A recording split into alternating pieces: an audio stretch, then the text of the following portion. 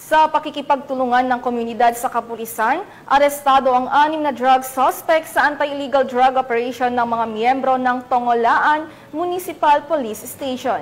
Magbabalita dyan si Patrolwoman Rina Celestine Sendrihas.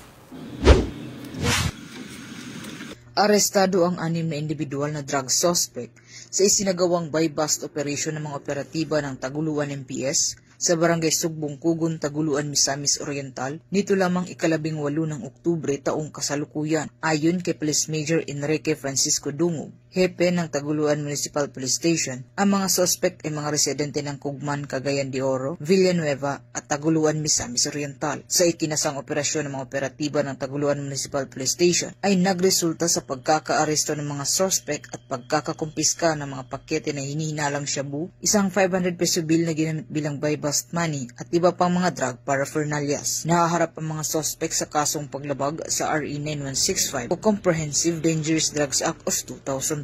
Dito sa Police Regional Office Dan, ako ang inyong Police News Network Correspondent, Patrolwoman Rina Celestine Sendrihas, alagad ng batas, tagataguyod ng Balitang Pulis.